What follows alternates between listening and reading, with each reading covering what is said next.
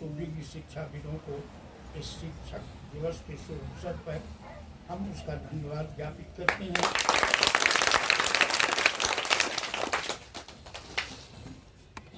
प्यारे बच्चों, सबसे पहले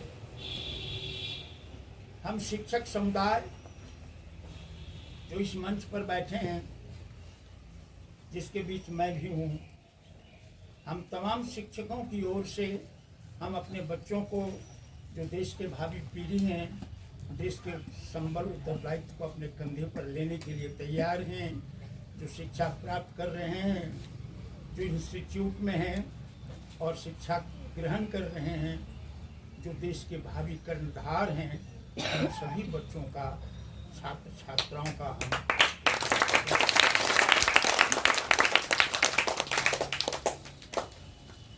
आपका जो भी कार्यक्रम हो यथासाध्य में देखने का प्रयास करूंगा, लेकिन इस शिक्षक दिवस के शुभ अवसर पर आप मेरी दो बातों को आप अपने हृदय में रखने का प्रयास करेंगे और मेरी बातों को ध्यानपूर्वक सुनेंगे।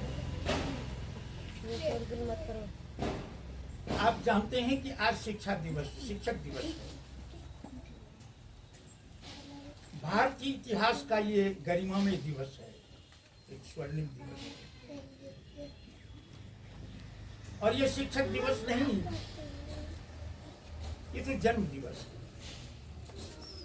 क्योंकि यदि आप कहते हैं कि 5 सितंबर 1888 ईस्वी को आंध्र प्रदेश के चित्तूर जिले के तिरुतनी नामक जगह पर, स्थान पर राधा बाबू का जन्म हुआ, तो आज तो 5 सितंबर है और 5 सितंबर को जन्म हुआ, तो फिर क्या औचित्य बनता है कि हम उस जन्म दिवस को शिक्षक दिवस के रूप में मना रहे हैं। इसी के कारण को जानना आवश्यक है कि ये जन्म दिवस है क्या शिक्षक दिवस। तो राधा बाबू की थोड़ी सी जीवनी में बताना चाहता हूं कि आखिर उनका ये जन्म दिवस शिक्षक दिवस के रूप में रूपांतरित क्यों हुआ। भारत सरकार को जन्म दिवस नहीं शिक्षक दिवस की स्वीकृति क्यों देनी पड़ी, यह जानना जरूरी है। प्यारे बच्चों, जब एलिमेंट्री एजुकेशन ले रहे थे तिरुतनी नामक गांव में राधा बाबू, क्या कहा जाए, ये बहुत प्रतिभा उसको प्राप्त था और वे अपने शिक्षकों के बीच ये कहा करते थे हमेशा, ध्यान दीजिएगा, कि शिक्षक वाकई राष्ट्र का निर्माता। ऐसा करने में बड़ा आसान है। अरे राष्ट्र की पूंजी है, पूंजी संपत्ति है, राष्ट्र के अक्ल की कुंजी है। जिस किसी का अक्ल अगर अज्ञानता में भटक रहा है तो उस अक्ल के लॉक को खोलने की चाबी अगर है तो किसी शिक्षक के पास है। राधा बाबू ने ही कहा था, हम मोमबत्ती जलाते, हम दीपक जलाते,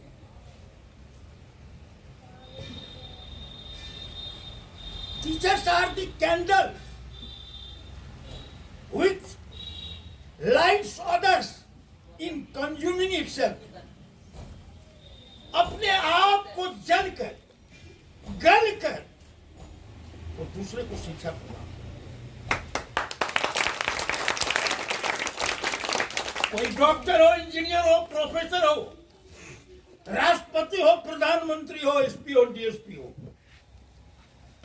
लेकिन इस तमाम पदों की गरिमा के पीछे शिक्षक के अक्ल की चाबी काम किया है।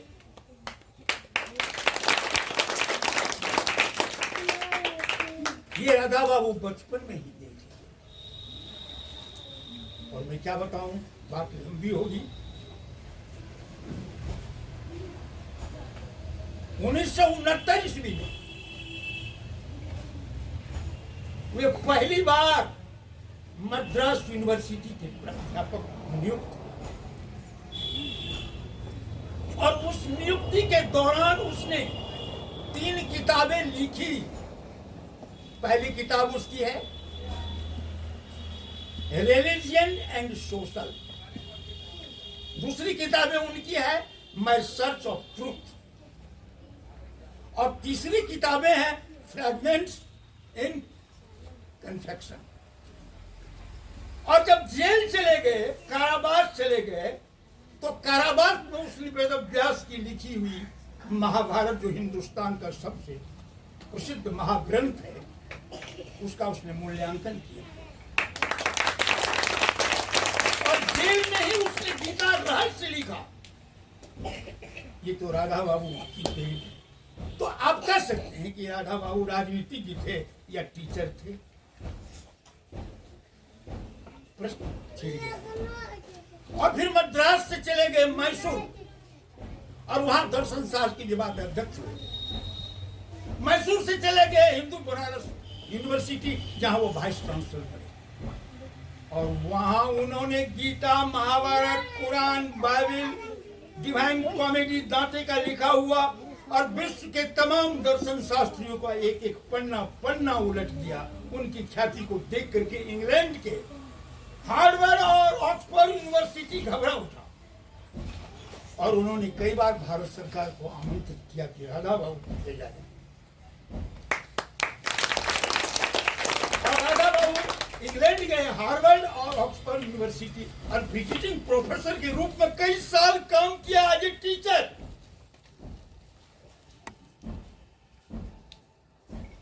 आज राधा बाबू का संगमरमर की प्रतिमा ऑक्सफोर्ड यूनिवर्सिटी के आगे स्टैंड है, उसके हाथ में दर्शन शास्त्र की किताब है। राधा बाबू शिक्षा के क्षेत्र में हिंदुस्तान ही नहीं बल्कि विश्व में भी जाकर के हिंदुस्तान का झंडा लहराया। तो आप अंदाज कीजिए कि राजा बाबू राजनीतिज्ञ थे या एक शिक्षक थे। वे जानते थे कि शिक्षक चित्त पर छाई खाई को मिटाने का काम करता है। वे जानते थे कि शिक्षक चिंतन के क्षितिज को फैलाता है। मेरी बात समझने की कोशिश कीजिए कि मैं क्या कह रहा हूं। विचारों का बल निखरता है। और फिर क्या मैं बताऊं, बच्चों में संस्कार को जन्म देने का काम करता है तो केवल शिक्षक और कोई नहीं। आज शिक्षक का सम्मान समाज में घट गया। चूंकि आपकी शिक्षा पद्धति कुछ ऐसी बन चुकी है जिसके बारे में इस मंच पर कुछ कहना मेरे लिए खतरा से भरा हुआ है।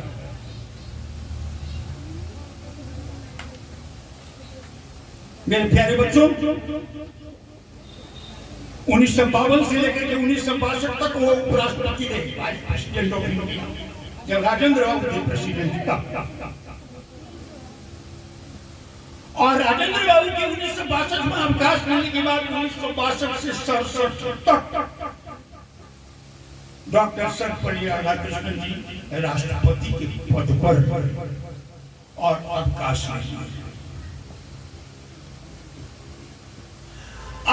लेने के बाद भारत सरकार, इंडियन पार्लियामेंट, जहां 545 सांसद बैठते हैं, अध्यक्ष होता है, उनके बीच ये प्रश्न छिड़ गया कि राधा बाबू अवकाश ले तो उनका जन्म दिवस मनाया जाए या घोषणा भी पार्लियामेंट में।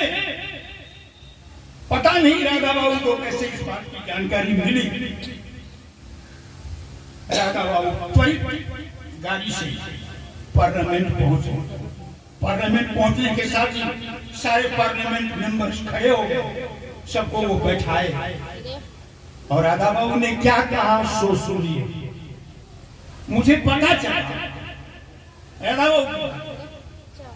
मुझे पता चला कि भारतीय संसद, भारत सरकार मेरे जन्म दिवस को मनाने की घोषणा किए हैं, पारित होना हुआ।